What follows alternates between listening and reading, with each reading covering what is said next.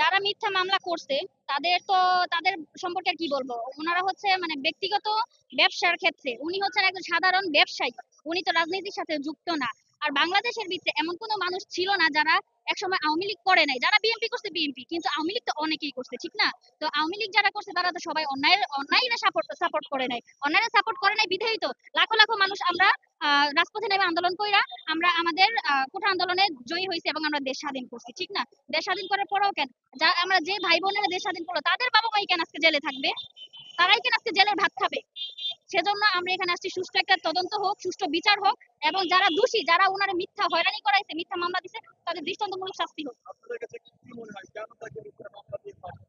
আমরা দেখছি 2018 সালে ওনাকে হচ্ছে আওয়ামী লীগ নেতা, আওয়ামী লীগ ছিলেন, উনি আওয়ামী লীগ করতেন, তো ওনাকে আওয়ামী লীগ থেকে বহিষ্কার করা হয়েছে। 2018 সালে ওনার মানে একজন ব্যবসায়ী ছিলেন ওনার সাথে, ওনার নাম হচ্ছে আল মোস্তফা ভূমিদস্যু। উনি ওনার সাথে ওনার ব্যক্তিগত একটা মানে শত্রুতা ছিলেন, যে জায়গা সংক্রান্ত আর কি। ওরা জায়গার ব্যবসা করতো, সেই সংক্রান্ত আমরা পত্রিকায় পড়েছি, বড় ভাই বোনেরা যারা ছিলেন সিনিয়র, তারা 2018 সালেও ওনার হয়ে মানববন্ধন করেছে এবং ওনাকে নির্দোষ প্রমাণ করতে ওরা পেরেছে, এবং ওনার ওই সময় ওনার মামলা মানে শেষ হয়ে গেছিল। তো এখন কেন আবার ফিরা, তারাই কেন এই কাজটা করলো? আমাদের কথা হচ্ছে এটা। আমরা বিভিন্ন পত্রিকা ঘাটাঘাটি করছি, ঘাটাঘাটি করার পর আমরা যা জানতে পারছি ওইটা নিয়ে আজকে আমরা এখানে আসছি, যে ওনাকে মুক্তি দিতে হবে, এক কথায়। সেক্ষেত্রে আমরা আবার রাজপথে নামবো।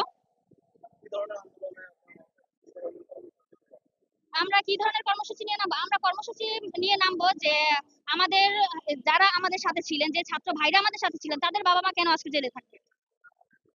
এটা তো উচিত না, এটার জন্য তো দেশ স্বাধীন করি নাই আমরা ছাত্র সমাজ।